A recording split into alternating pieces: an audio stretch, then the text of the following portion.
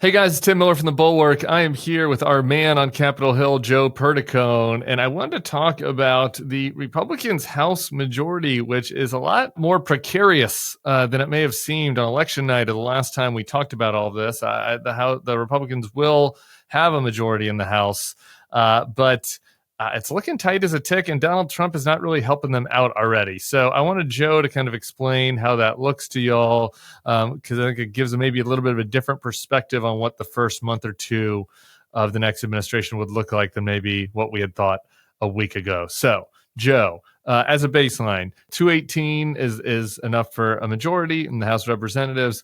What's kind of the range? We have uncalled races in Arizona, California, Alaska, maybe somewhere else. What's kind of the state of play as far as the races? So basically, the magic number of 218, they thought they were going to hit it by the end of last week. They even thought as soon as Thursday. They didn't hit it until Monday because some of these are taking a long time. That is normal, though. The California races don't get settled for almost weeks sometimes. And there's a few outstanding ones in Orange County, which is the more sometimes Republican, sometimes Democratic districts. Some in Oregon, Arizona that are just kind of waiting to be tallied. They're going to have a majority. It's just not going to be a comfortable one like, they haven't had in a long time. And so they're just kind of waiting. They just know they're going to have a very tiny majority regardless. The initial estimates of more than 221 ended up being a lot fewer. Yeah, so let's use 221 as a baseline. Some of these races are really close, but if just for the sake of discussion, Republicans end up with 221 seats in the House, that would mean that the Democrats would have 214. So there's like a 7-vote delta there. But what we've had here is at least 2 House Republicans are being appointed to the administration, Stefanik and Waltz. Stefanik is UN ambassador, Waltz is national security advisor from Florida, and potentially more. While that stuff gets sorted out, there's vacancies for a while. That number, like the Republican margin, like immediately right off the bat, like they're only going to have a handful of votes to give on any given vote. And so talk about like what the implications of that might be. Yeah, so they're already sweating over it. I saw Steve Scalise and Mike Johnson this morning. Scalise offered totally unprompted. He was like, they're tapping a lot of our talented people here in the House. Let's stop doing that. I know he's already pulled a few really talented people out of the House, hopefully no more for a little while until special elections can come. And then Johnson was asked about it, and he said, over the past several days, I've had many phone calls multiple times a day with Trump about this. President Trump and I have talked about this multiple times a day for the last several days. We have an embarrassment of riches. We have a really talented Republican conference. We've got really competent, capable people here. Many of them could serve in really important positions in the new administration. But President Trump fully understands and appreciates the math here, and it's just a numbers game. We believe we're going to have a larger majority than we had last time. It's too early to handicap it, but we're optimistic about that.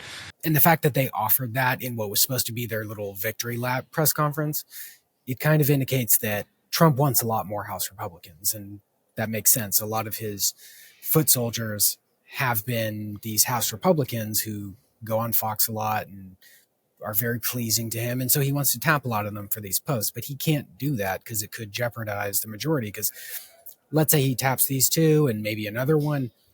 If they're only in a few seat majority, it is at risk, because if somebody gets sick, if somebody dies, there were multiple deaths in the past 2 years in Congress.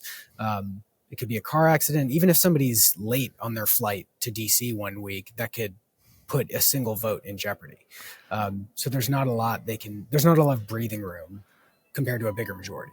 Yeah, it's interesting that they did it publicly too, right? It's like, if it is true that Mike Johnson's having private calls with Trump and that's working, then he probably wouldn't have felt the need to mention it, right? I mean, I don't know, not to read minds here, but it feels like the fact that he put it out in the public space means that they're worried that there's more coming.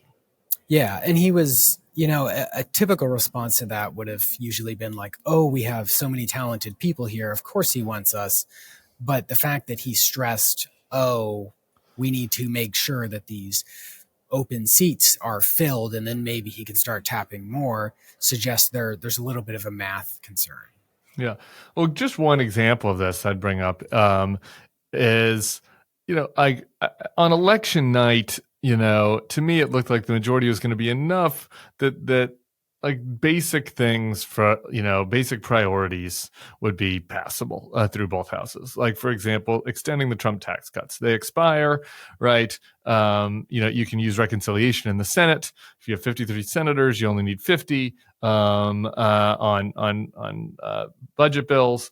But now it's like, man, if your House majority is only 4, like there's a lot of wheeling and dealing on that. Like the members from New York and California might get mad about the SALT deduction.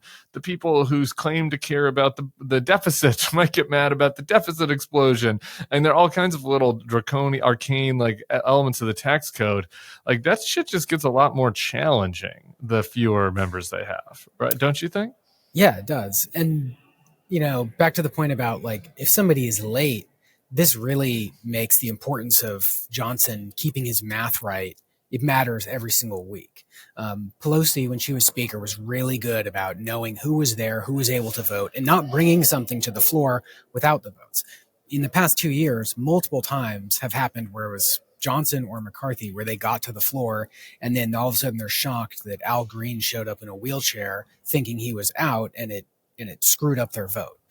This was when they first tried to impeach Homeland Security Secretary Alejandro Mayorkas. They screwed up the first time because they didn't do their math right. They didn't have a full count of who was there, and this could become a very regular thing.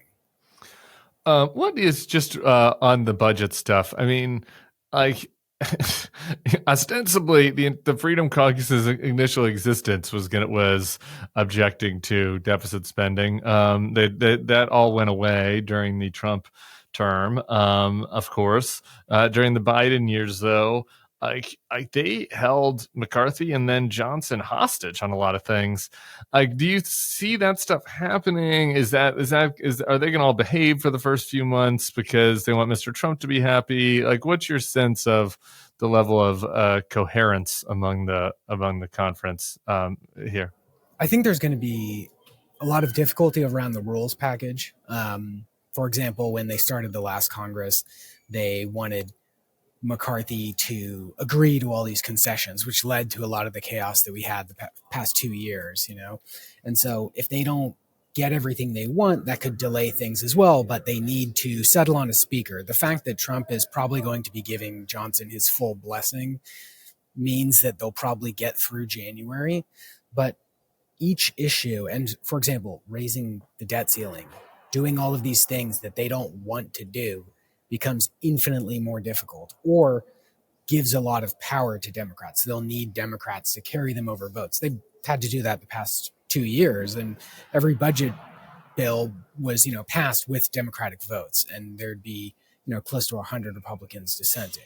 So there are not a lot of options, and it requires them to get along with each other and behave and be in agreement, and that's not something that they're good at all. They're really bad at it, actually. Well, Joe, I think that will give you a lot of fodder in the coming months. We will keep monitoring, we'll keep an eye for people on those last races that trickle in out of mostly those West Coast states, and see where the final majority comes in. And as stuff is happening on the Hill, Joe, you can see Joe is right there. Joe's there for us. We'll be calling you into duty. So thank you, Joe, and everybody else subscribe to the feed. We'll see you soon.